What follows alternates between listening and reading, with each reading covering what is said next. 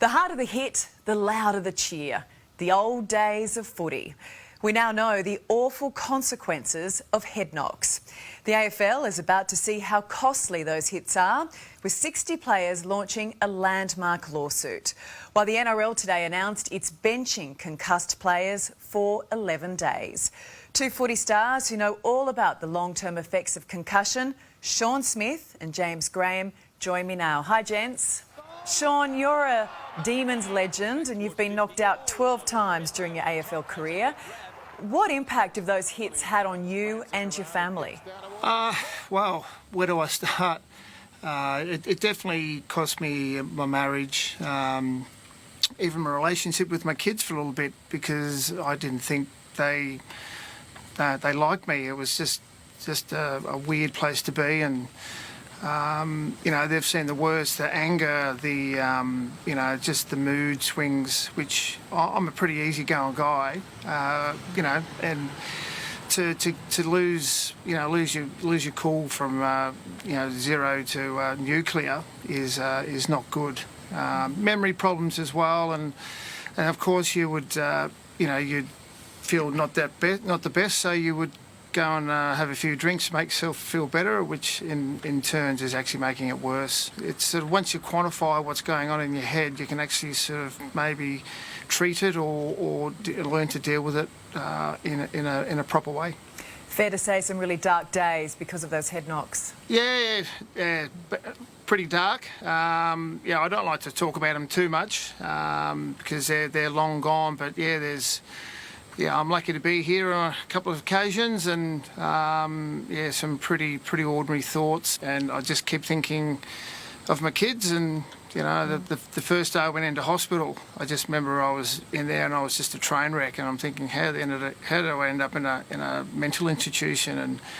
And both my kids came in and they were just bawling their eyes out, and that's one thing that's burned in my memory. Hey, Shaun, thanks for sharing that pretty brutal truth at times, because I think most young players feel they're invincible. James, you played almost 200 games for the NRL, the Bulldogs and the Dragons, and you say you've suffered more than 100 concussions. Is benching players for 11 days enough? Yeah, look, there's no silver bullet when it comes to managing concussion. I only found out that I'd actually sustained that many concussions post-career. The number one thing that a player can do or a person can do with concussion, or the ability to diagnose concussion, is honesty.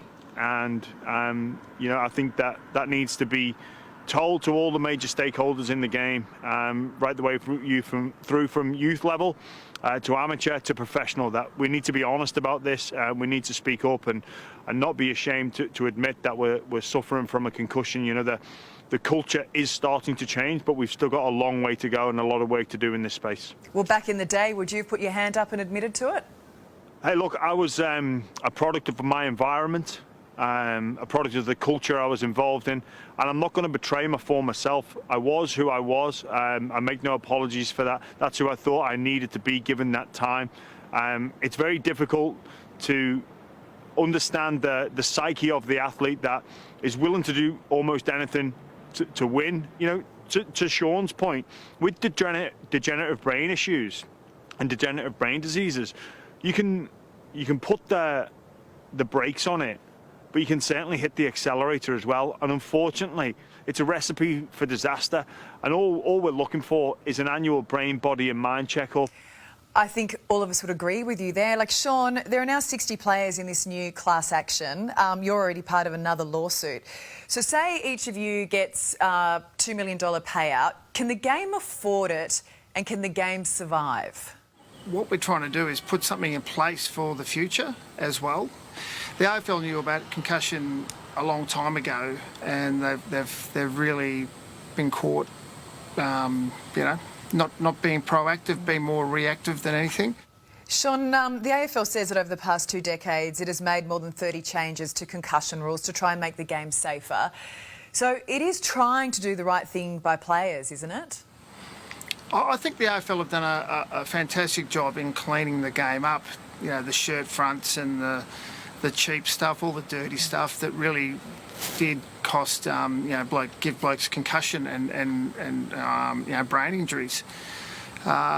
where they're really dragging their feet is the return to play protocols, but it's how you deal with that concussion at the time, and returning to play 1 week later, or not even missing any games in the past, or coming back on after half time. I've watched some vision of myself, games I don't remember playing, and I've been knocked out and come back on after half time and play the next week, which is just madness.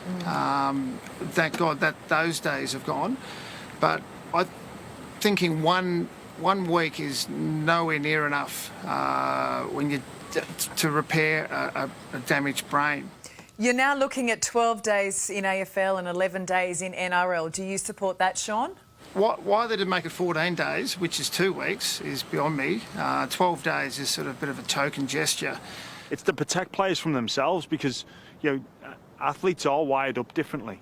And to be fair, human beings, we don't make decisions in the now to impact our long-term health. We don't. We're notoriously bad at doing that. We can't muck around with this. The power brokers have said this. They're going to be judged on this in the future. James, do you reckon the decision by the NRL today, and this is some of the biggest changes we've seen to concussion protocol ever in your sport, do you think that's because they've looked at what's happened with the AFL today and they're terrified they'll be the next ones in court? I hope not. I hope this is a coincidence, and it's not a reaction. I hope that this is an evidence-based decision. Sean, your son and daughter are both now playing professionally. As a dad, do you worry about them, and what have you told them about the risks?